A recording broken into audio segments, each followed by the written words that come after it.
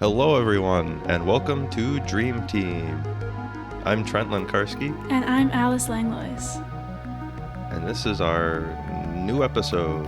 Episode 5. Yeah, that one. We have a different setup today because it's morning. We usually record these at night. Yeah, Dream Team in the AM. We're extra sleepy. It's always extra sleepy. Yeah, honestly. always sleepy here at Dream Team HQ, but it's like method acting, right?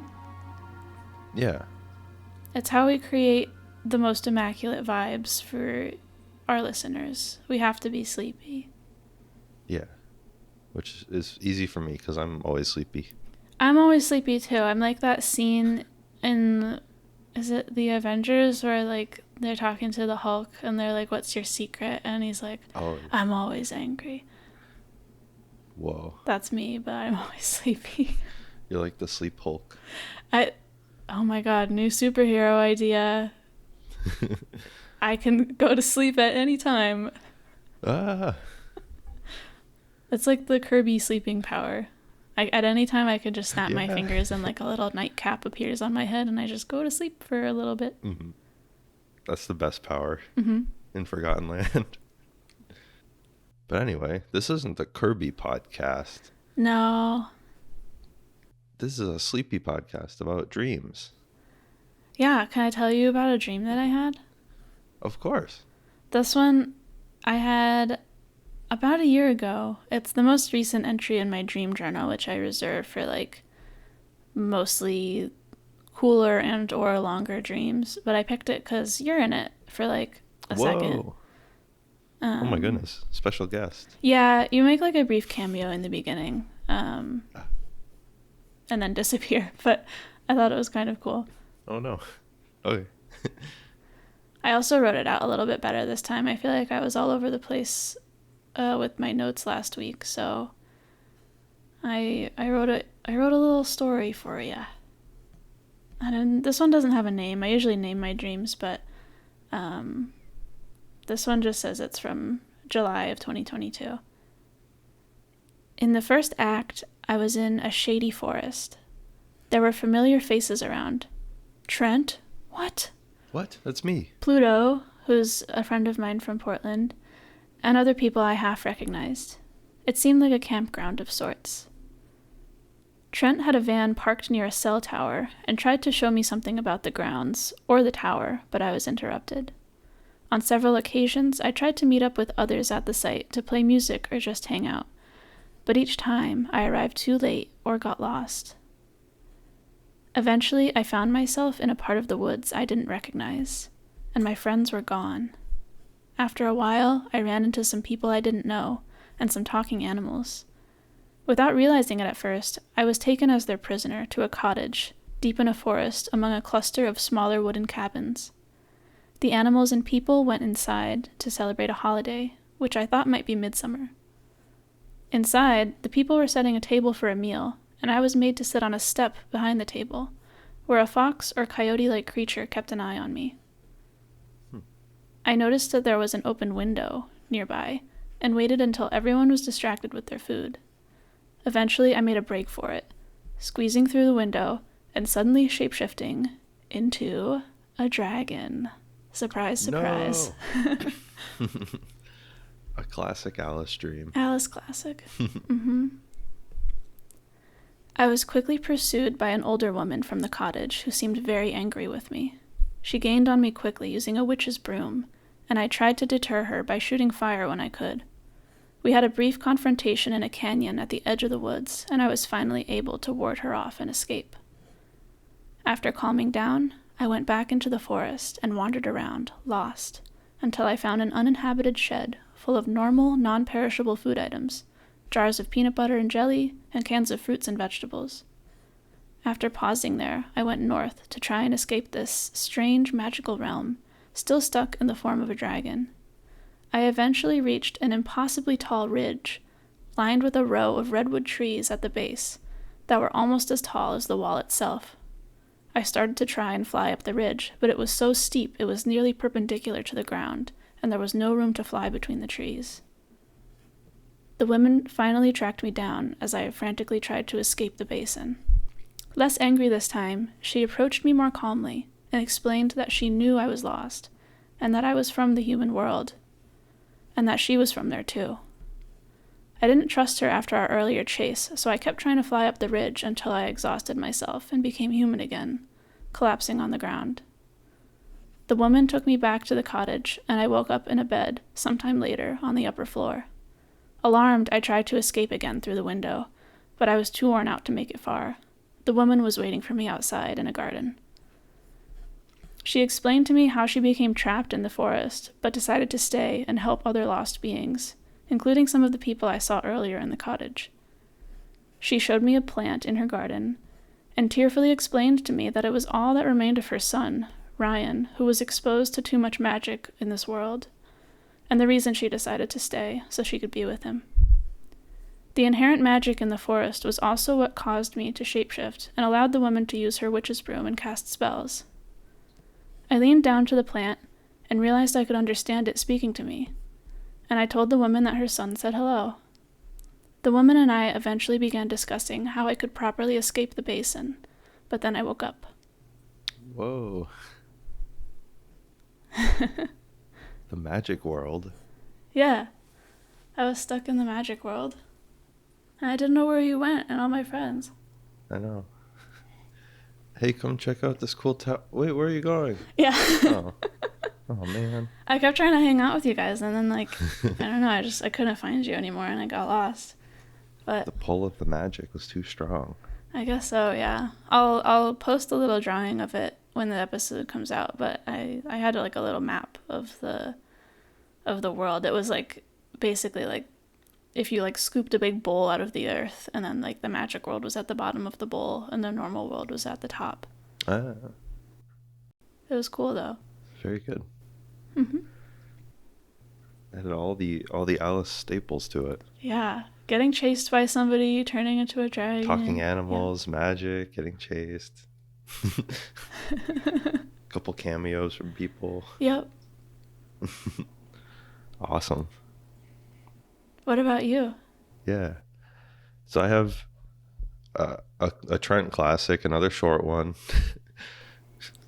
We're really keeping up with our appearances of this episode. Yeah. Very true. So mine, I only have a couple notes written down. It's this one was more about the setting than anything that actually happened in it. Mm-hmm. So all I know is it was an underground bunker. Oh. Almost like a fallout shelter or a bunker. But it was, instead of being a big room or something, it was just a huge long hallway. Wow. And on top of that, it was almost like a hallway taken directly from an elementary school. Okay. So it was just this huge long hallway just going down forever. And I was I knew I was underground, and it was very, very dark. It was almost like a horror video game. Oh. And it was just I think it was me and a small group of people, and you could only see your flashlight, and it would only go so far, and you're wow, this goes forever. So there was no lights above? No, I don't think so. That's scary. Yeah. So it's just I don't know, it's just a very good setting more than anything. Yeah. So just classic alphabets on the walls, and pictures of children's artwork and stuff just going forever. Yeah. And I didn't know where I was. I think I had the dream when I was in college, so I was oh, this is somewhere in Connecticut. And something in me in the dream logic was these go all over the United States and connect. Whoa. Yeah. Yeah, I don't, and that there was some main core part of it somewhere in the Midwest or something, in the middle of the country, where all of them lead to. Yeah. Whoa. Yeah. That's it's very post-apocalyptic. Yeah. So I'm I don't know if in the dream there was some apocalypse in me and some people were exploring it, or it was it was just some undiscovered thing that nobody knew about, and me and some people were just exploring it that way. Yeah. It's like, I don't know. But, that's really neat. Scary, though. Thank you. And for some reason, I have the note written as The Path. Whoa. The Path Elementary School or something. The Path. Yeah. It almost seems like as I'm like reading it out, it feels like a creepypasta or like one of those SCP things that people like. Yeah. It kind of feels like I'm imagining like an SCP where it's like a normal school, but like if you go down one hallway, it just turns out to be like endless, and then you end up in these underground catacombs or something, and you can't get out, or something like that. I don't know. It's kind of like, did you ever read House of Leaves? No, but you told me about it. It's like that crazy book that has like stuff all over the place. Yeah, I'm wondering because I read that like either when I was in college or right after college. So I'm wondering if I read that before this or after this, because it's a very, like, I guess spoiler alert, it's an old book, whatever. But that's kind of a similar element, is like a house with like kind of infinite like rooms, and it just keeps going forever, like into itself. That's crazy. I need to read that book. I don't know. Yeah, it's pretty good. Definitely sounds very dreamlike. Definitely. Cool. Thank you for sharing. That was awesome. Of course. And thank you for sharing too. Yes.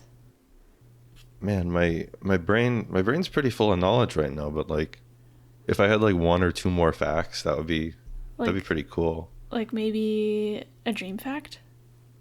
Yeah, sure. all the other, I know pretty much everything else except for dreams, so.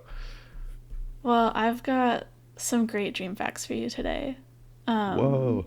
I was really loving the idea last episode of the Dream Team Temple, and I went on this deep dive into the world of dream and sleep temples, and there's like a whole bunch, like there's a whole history around these things. It's kind of crazy, and I don't know. It's like a real thing. Whoa. Yeah, like the stuff that I was reading last time about like the first recorded dreams, a lot of them kind of mentioned these like temples that you would go to, and I think I talked about them a little bit, where you just like go and like sleep there, and you were meant to kind of like pay extra attention to whatever dreams that you had in those temples, but I didn't really like look too far into it. Right. But yeah, the like dream temples are like totally a thing, and like they're actually called dream temples. So Dream Team Temple is real. It can be real. It's it already is real. It already is real in our hearts, and also in ancient human history.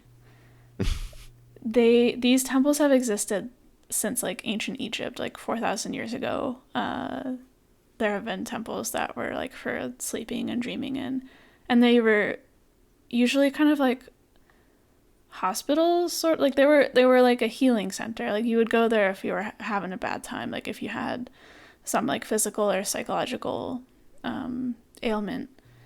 And they were kind of like, sometimes like surgical stuff would happen there too, but they were sort of separate than like going to like a doctor, and they were more associated with like faith healing. Right. So if you went to one of these dream temples, various treatments could involve chanting, sacrifice, dream analysis, meditation, and also hypnosis. Ooh. And these, like I said, they were in ancient Egypt, they were in the Middle East, and a lot of really well-known ones are from ancient Greece. And they were called, and I'm sorry to any of our ancient Greek listeners if I screw up any of these pronunciations. Yeah, sorry guys. But they were called Asclepia or an Asclepion, and they're named after the Greek god Asclepios, who was like basically the best doctor of all time.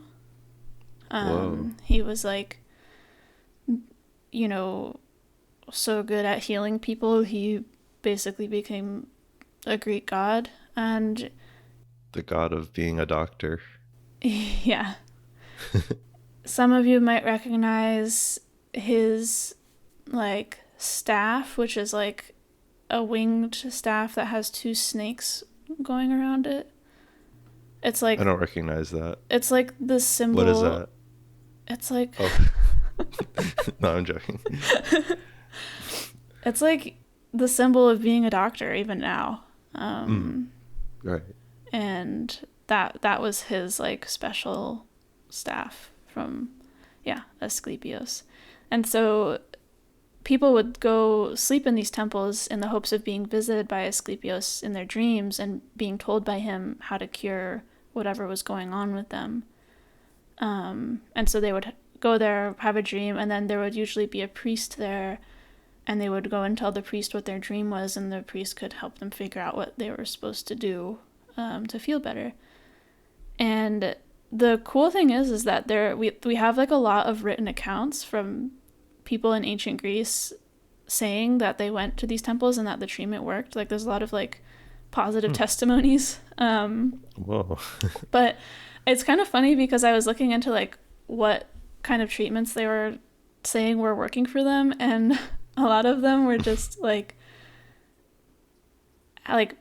taking baths and like eating or just being healthier, like having a good diet and like going to the gym basically. Right. Just being healthy. Yeah. So like they would Nice. they would go in feeling bad, and they would talk to their priest, and the priest would usually tell them to just like have a bunch of baths and then like eat a good diet and then like send them to the gym. Mm-hmm. And they'd be like, wow, it worked. Eat 2 apples and a nice cooked fish and go for a run and take a bath. And then be like, wow, I feel better. What the heck? Thank you so much. That was amazing. I can't believe Asclepius came and helped me in my dreams. And they would also just like, even before they like started doing all whatever their treatments were, the like typical intake practice was to just like take a bunch of cleansing baths and like having a cleansing diet before you started your treatment. So it just seems like a very like, like it was faith healing, but also they were just like encouraging people to be healthier. Right. And then my favorite fact about these dream temples, the ones in Greece at least, full of snakes. They're just full of snakes. And they're on purpose. Right, because of the symbol. Yeah. So there's like a special kind of snake that was like Asclepius's cool snakes, and I didn't look into it too much, but I couldn't find like a ton of information about how exactly these snakes were used in the healing practices of the Asclepia, but every entry I could find about them just said like, oh yeah, like they wanted these particular species of snakes to be at this temple for healing purposes, and so there were just these snakes around, just everywhere, I guess, and also some dogs. Cool. So were they safe snakes, or were they poisonous? Yeah, okay. No, they're non-venomous. It's like a specific species of snake called the like I forget the name of the snake, but it's like a specific species. Like it's a real snake, like that still exists today. And they're non-venomous, and that's good. They would just hang out there, I guess, around. And I don't know if they would use them for anything, but what if it was a poisonous one? I don't. We have to hang out with these poisonous snakes. We have to. Asclepius, that's what he said. That's what he wanted. Well, this one bit me and it's getting like So swollen. It hurts. Oh, you should take a bath. Oh. Have you tried like eating better? My foot's falling off. It's because of the snakes. You should try going for a run. It'll grow back. More of them are biting me. I'm just imagining like some of the dogs too. No. Somebody like a priest like bringing you to a room to sleep in, and then you just wake up and you're just like covered in snakes. Oh no. And you're like, Asclepios visited me. It's a nightmare. No, it's just reality. Yeah. I dreamt that I was covered in... Ah! But yeah, dream temples, real thing. Lots of snakes. I think that our dream team temple maybe... like, safer? Yeah, I think like maybe not snakes. I like snakes, but I don't think there need to be like snakes everywhere just crawling around. No. Maybe like a room. I think like it's like what's like a good animal to just like have around a lot of? Cats maybe? Yeah, people are allergic to cats though. Oh, Dogs too. or like butterflies? Yeah, whoa, yeah. I feel like that would be kind of cool. Like magic wings and... Yeah, I was just gonna say the butterfly sanctuary back home where you just go in there and like they'll just like land on you. Shout out to Magic Wings. Shout out to Magic Wings in Deerfield, Massachusetts. Coolest butterfly sanctuary of all time. Yeah. Oh, and we could have like, they have those little button quail that just like run around on the ground. We should have those too. What are those? They're like little Birds? tiny birds that run around on the ground, yeah. Oh, I forget. They're really hard to see because they're so tiny, but they just let them like roam around in the sanctuary. They're microscopic. Yes. Yeah, Dream Team Temple will have butterflies and cute little birds running around. That will make you feel better. Sounds good to me. Cool. God, I really want to go to Magic Wings now. It's so cool. Yeah, I haven't been there in so long. Well, when we start building the Dream Team Temple, we can go for research purposes. Right. It's basically like a huge room with a bunch of flowers and plants everywhere and just tons of butterflies. And you just walk around. It's so cool. Yeah, and if you're wearing like something really colorful, usually they'll come and like land on you, which is like, it makes you feel like a princess or something. Last time I went, I wore a blue Hawaiian shirt with like flowers on it, like a flower pattern. I bet And they they love were that. all over me. I was a butterfly magnet. Every person's goal in life. Did you know that my brother, when he was really little, he was terrified of magic wings? Really? He was so scared of the butterflies coming and landing on him, he would cry. Oh. He's better now, though. Was it because of the SpongeBob episode? Honestly, maybe. Probably. Yeah. I can't watch that one. Wait, really? It's like yeah, I can't watch it. Oh my gosh.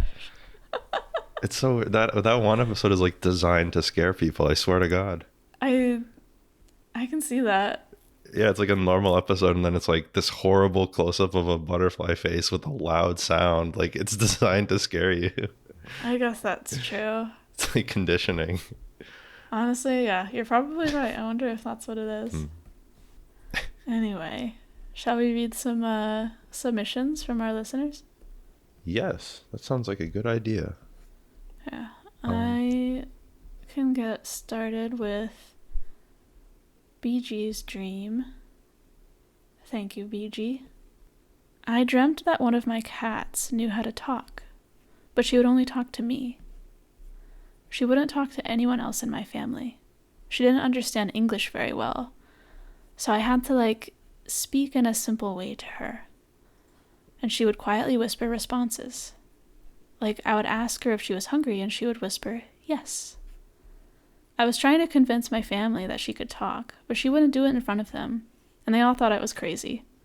Eventually, she did talk in front of them, and I was relieved because I was no longer embarrassing myself. Oh. Thanks, BG. Thanks, BG. I don't know, that one just resonated with me because I feel like there have been... Actually, it just happened last night. I was at a friend's house, and they were trying to show us their cat doing something silly. And of course, since we were all there, the cat didn't want to do it. Right. And they were like, no, I swear, he does this really cute thing. And the cat was just like, no. What are you talking about? Yeah. But I don't know, I just thought it was really cute, the idea of the cat being able to talk to you very quietly. And also the additional detail that even though it could talk, it still can't really understand English. Yeah, just like simple phrases. Yeah. Yes. Yes. Very good. And I have one from, I believe it's pronounced Moen or Moen. Yeah, I think it's Moen. Yeah. Okay. And Moen writes, I finished designing a logo for a friend's startup and sent it to him. He was really happy with it. Afterwards, when I went to sleep, I had a dream that I received a text. It was pretty late and I was annoyed by the notification buzz, so I picked up the phone to check. It was from my friend. He said that there was a clown in the logo, which he had failed to notice when I sent it to him, and that he needed me to remove the clown. I told him I was sorry and that I will make corrections in the morning, and then I went back to sleep, but was shortly awoken by a crashing noise in the kitchen. I got up and went to check, thinking it was maybe my cat. When I got there, I saw Ronald McDonald juggling tomatoes with a frying pan in each hand. I screamed, which made him drop the tomatoes, and then I woke up. I checked my phone, and there was no clown in the logo. Perfect. Oh, man. Thank you very much, Moen. I just love the connection between there being a clown in the logo and also a, like, clown entity in your kitchen. Yeah. That's how you knew something was wrong. Mm-hmm. But I don't often have dreams that involve using my phone or, like, technology, but I have had a few where, like, there's something on my phone in a dream and then I wake up in real life and try to check it and it's not there. And it's such a bizarre, like, it feels real because I use my phone every day. Mm-hmm. And I don't know. There's something disheartening about it. Yeah, I've definitely had dreams where I've been like stressed about something, and like I've gotten a text from a friend about it and stuff. So like, yeah, I've definitely had kind of similar, I guess. But no spooky clowns or clown logos. Yeah. I love that you just screamed at him, at Ronald McDonald. Ah. You made me drop my tomatoes. Well, I'm glad that there was no clown in the logo for real, because that would be weird. Wait. But was there a clown in your kitchen, though? Yeah, maybe there's no clown in the logo. Maybe Moen should check their kitchen. You should check your kitchen just in case. Yeah. You never know. That was a spooky sound. Hey, I've got a dream from Dream Team regular Jeremy. Ooh. We haven't had a Jeremy dream in a few weeks. Oh boy. So I was excited to see this one, and as usual, it's a banger. Like all good dreams, this one starts in Walmart.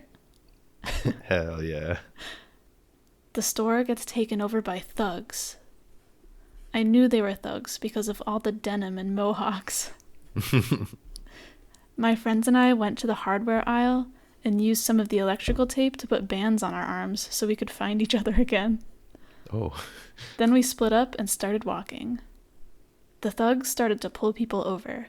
They were in cars, now slowly rolling along the aisles, which became streets at some point. Anytime they stopped people, they taught them origami. And then it says in parentheses, little paper cranes. Oh, yeah. And reminded them that smoking and drinking was no longer allowed in the town. I continued my walk and ended up by a small group of trees near a park. In the trees, I saw the glow of a cigarette winking in and out. I put my head down and tried to keep walking, but somebody came out of the trees and asked if I wanted a beer and a cigarette. No. I tried to ignore him and keep my head down, but he put his hand on my chest, and that's when I noticed the black band of tape on his arm. It was all torn up and was obviously days old at that point. I looked up and it was my friend, Mike. I hugged my friend and followed him into the trees. We then sold beer and cigarettes to passers-by together. We had started our own underground cigarette and beer ring. We had become the thugs. No. Sweet dreams, Jeremy. Jeremy, no.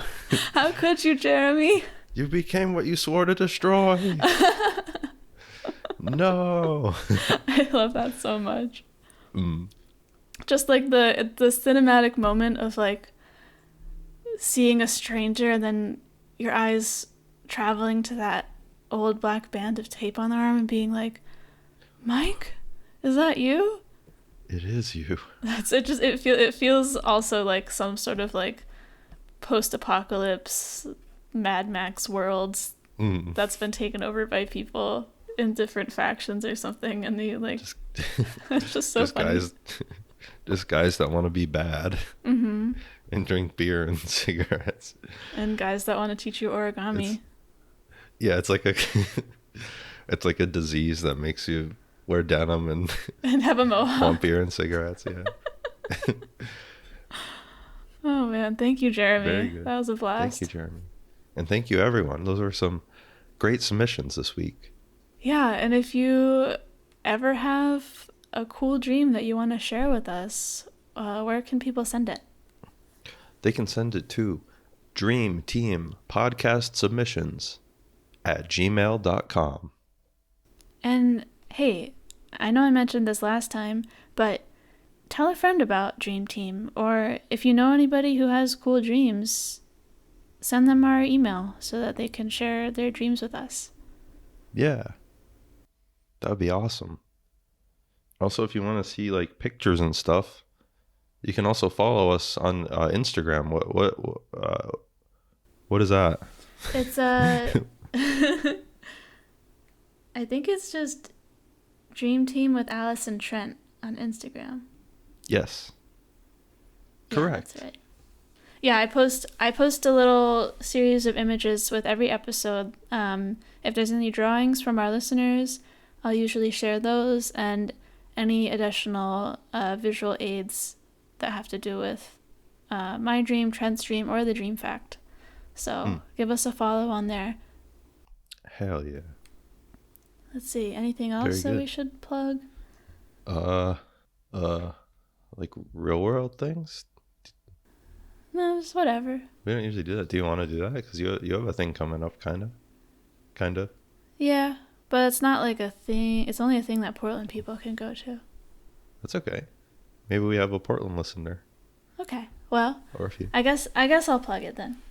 Yeah. If any of our listeners are in Portland, I have an art show coming up starting April 6th, which it'll probably have already started by the time this episode comes out. But it's called Making Earth Cool, and it's at the Parallax Art Center in downtown Portland. So if you want to see some of my animations, you should check it out. Wait, that's today. Yeah, we're recording on the 6th. Okay. Oops. But isn't there another thing too? Oh yeah, but I don't know. I haven't figured out. I think it's on the May 28th. I have a thing coming up May 28th where I'm playing music in Portland. So if you want to hear me play dreamy, synthy music, IRL, you can come to that. I'll share more details about it as I find out more information. Very good. And I have a little thing coming up at the end of the month here in April. Yeah, what's going on for you? On Tuesday, April 25th, I have a short that's going to be playing in this thing called Silver Lake Shorts.